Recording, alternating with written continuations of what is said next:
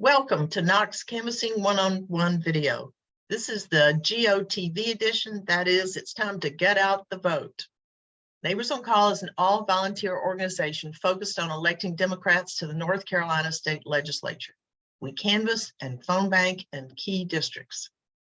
In this quick 10-minute tutorial, we've added some basic information about voting that everyone needs to know and some tips about things you'll run into.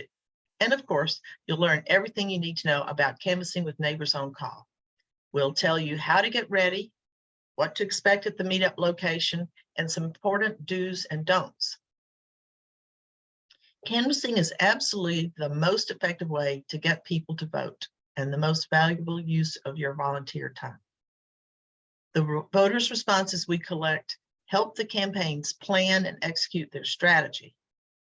We target state legislature races that will be decided by very small margins, where canvassing can make the difference between winning and losing. A lot is at stake in these races. If the Republicans gain a veto-proof majority in the state legislature, North Carolina could turn into Texas because Governor Cooper would be powerless to veto bad bills. Your role as a canvasser is a simple one: to leave a friendly, positive impression and say the candidate's name, convey that the candidate cares about the voters' concerns, and ask questions in the script when you can.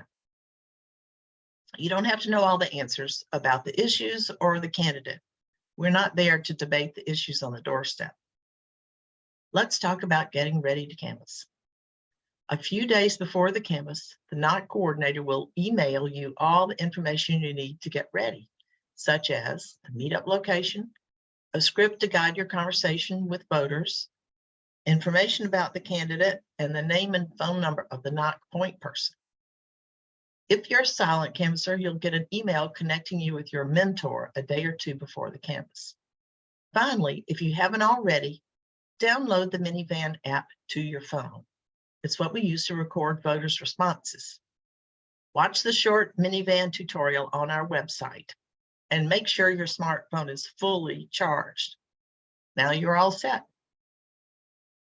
Here's what to expect at the meetup site. The NOC point person who will be present will greet you, check you in, and help you find your mentor or pair you up with a partner. You can call the point person at any time during the canvass.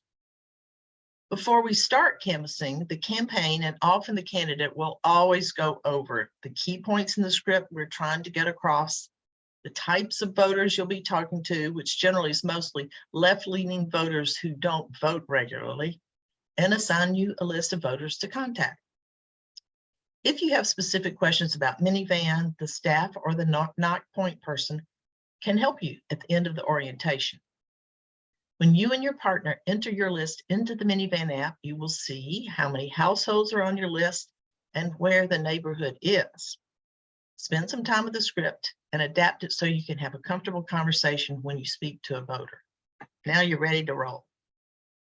Here are some things you'll probably run into while you're out knocking doors. A lot of volunteers get confused about when to mark refused.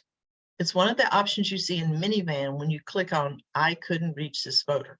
Here's the rule: never ever use refused unless someone tells you outright to never contact them again, because that deletes them from the campaign's voter list.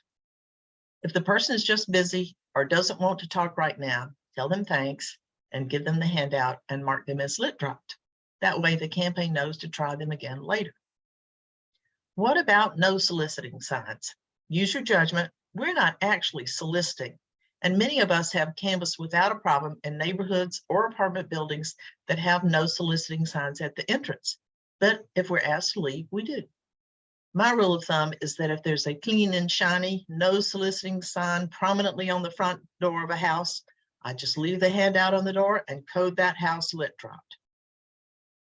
How do you handle ring doorbells? Talk to the ring. Introduce yourself, give the voter a chance to come to the door, and then leave a short video message. It's like a voicemail. Keep in mind that the ring is recording long before and after you reach the doorstep, so be careful about what you are saying to your partner. There's some basic information about voting that we all need to know. The most important thing is the difference between early voting and voting on election day. Early voting starts Thursday, October 20th and ends Saturday, November 5th. And this is how and when we should encourage people to vote. There are lots of advantages to early voting, such as that you can register and vote at the same time. You can change your address. You can vote at any early voting location in your county. And also bonus, after you vote, you'll stop getting reminders from the Democrats. Big difference if you vote on election day, you cannot register then, and you cannot update your address, and you must and can only vote in your own precinct. What about registering people to vote? We want people to register, but the thing we really want them to do is vote. So if you come across someone who isn't registered, the best advice we can give them is to early vote, because they can register and vote at the same time. Now, let's talk about what to do always. Remove your sunglasses and your hat before you approach a door. Ring the doorbell and stand back 6 feet and smile. The most common outcome, nobody answers. Leave the handout behind. Tuck it between the door and its frame, or roll it up and insert it between the door and the door handle. Never in or on the mailbox. In minivan, mark the house as lit dropped. About 10% of the time, someone will answer the door. Smile and smile again. No matter who answers the door, always leave a positive impression. Say, "Hi, my name is Susan, and I'm a volunteer for your state Senator Sidney Batch. I'm hoping to chat with Jane Smith." Always use the voter's full name or Mr. and Ms. before their last name. Using only the first name may be perceived as disrespectful. If you found your voter, proceed with your pitch, and then listen, listen, listen. Be extra polite. Remember, say the candidate's name, convey that the candidate cares about the voter's concerns, and ask the questions in the script. No need to lie about living in the district in which you are canvassing. Often people are impressed to find out that you were volunteering for a candidate outside your home district because you think so highly of them. If the voter you're trying to reach isn't available, ask the household member to give the literature to the person you were looking for and politely depart. Remember, some registered Democrats live with others who don't share their political views, so don't out them. If the person on your list is voting Republican, just say, "Okay, bye, thanks for your time," and move on. Now, it's data entry time. After you leave the person's property, then record your canvassing results in minivan and sync to the cloud. Use the drop-down menus embedded in the script whenever possible. Only use the Notes tab if you need to record other information. Once you've entered all the data, sync it to the cloud and go to the next door on your list. And by the way, take time to appreciate the neighborhoods you visit and the people you meet. That's a lot of the fun of canvassing for me, certainly. Here's what not to do. Never, ever. Never canvass a house that makes you feel unsafe or uncomfortable. Never leave literature in or on a mailbox. It's against the law. Never accept an invitation to go into a voter's home.